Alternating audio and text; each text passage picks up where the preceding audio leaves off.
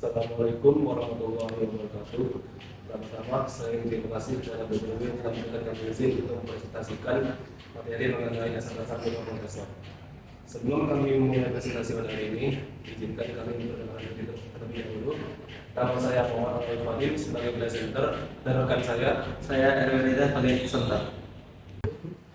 Sebelum kami memulai materi, kita harus tahu dulu apa itu mikroprosesor. Jadi, mikroprosesor merupakan sebuah sentral processing unit elektronik komputer yang terbuat dari digital transistor, ukuran mikro nanometer, dan sirkuit lainnya di atas sebuah sirkuit terintegrasi semikonduktor.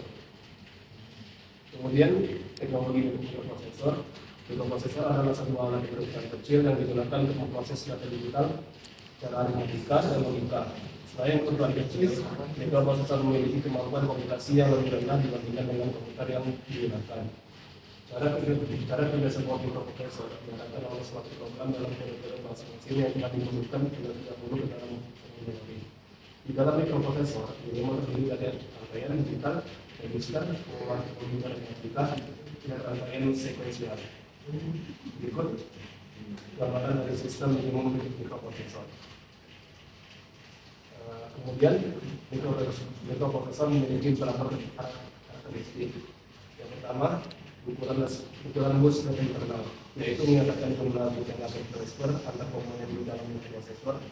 Yang kedua, ukuran bus data eksternal, yaitu menyatakan jumlah bit yang dapat ditransfer antara mikroprosesor dan komponen eksternal. Yang ketiga, ukuran alamat memori, yaitu menunjukkan jumlah alamat memori yang dapat dijangkau langsung oleh mikroprosesor. Yang keempat, kecepatan default, yaitu menunjukkan kecepatan kerja mikroprosesor dalam melakukan instruksi.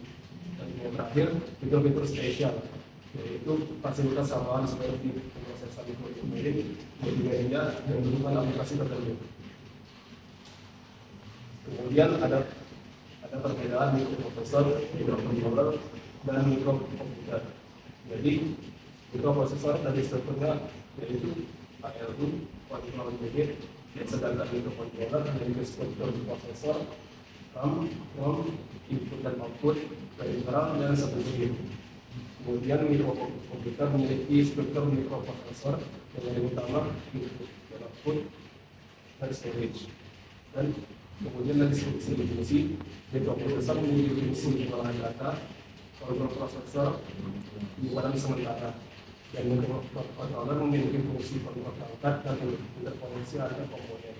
Dan mikrokomputer memiliki fungsi sebagai komutasi umum multitasking antar pengukur input atau output.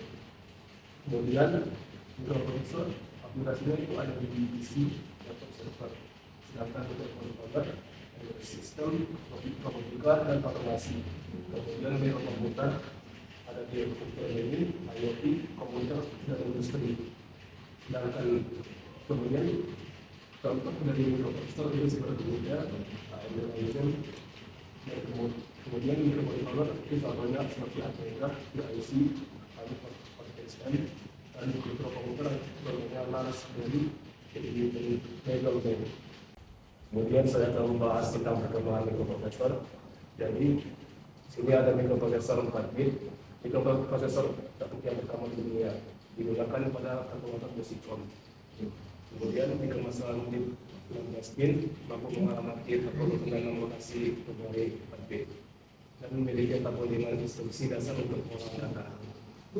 Kemudian ada mikroprosesor 8 bit, memiliki keunggulan lebih cepat dan mampu mengakses memori hingga 64 KB. Dan kompatibel dengan TPM sehingga dapat lebih hingga murah. Dan Intel 8085 hanya membutuhkan satu daya 554 dengan 74 instruksi dan internal generator. Materi selanjutnya akan dilanjutkan oleh teman saya, Yuda. Jadi saya akan melanjutkan materi dari depan saya, yaitu mikroprosesor 32 bit. Prosesor 32 bit pertama dengan bus data dan bus alamat 32 bit dapat mengakses memori hingga 4 GB. Digunakan untuk aplikasi kompleks, pemrograman tingkat tinggi, database, dan grafis. Mikroprosesor 16 bit, bus data 16 bit, 8086 dan 8 bit 88 dapat mengakses memori hingga 1 MB. masuk arsitektur CICC. Instruksi lebih kompleks, peralihan dan kemudian digunakan pada IDM PC generasi awal dengan sistem operasi DOS. Mikroprosesor 8085 merupakan mikroprosesor sederhana dengan kemasan bit 40 bit. Prosesor ini memiliki bus 16 bit sehingga mampu mengakses memori hingga 60 KB. Secara langsung selain itu 8085 menggunakan bus data 8 bit di mana bagian alamat terendah yaitu A0 sampai A7 dimultiplex dengan bus data D0 sampai D7 untuk efisiensi itu. Mikroprosesor ini digunakan dalam sistem pembelajaran dan aplikasi dasar karena arsitekturnya yang relatif sederhana, mudah dipahami serta memiliki instruksi dasar yang cukup lengkap untuk pemrosesan data dan pengendalian perangkat eksternal. Dan ini adalah diagram pin 8085. Fungsi pin 8085 yaitu A8 sampai A15 output prestige 8 bit tertinggi bebas alamat. AD0 sampai AD7 input output prestige multiplex sebagai alamat rendah dan data. ALE atau output address flex enable merge alamat ke peripherals. 0 dan 1 yaitu output. Status bus halt write read fetch. RD atau output prestige membaca data dari memori input output. WR atau output prestige menulis data ke memori input output. Ready atau input menandakan memori dan peripheral siap transfer data. Dan hold atau input dan HLDA atau output permintaan dan pengakuan pelepasan bus.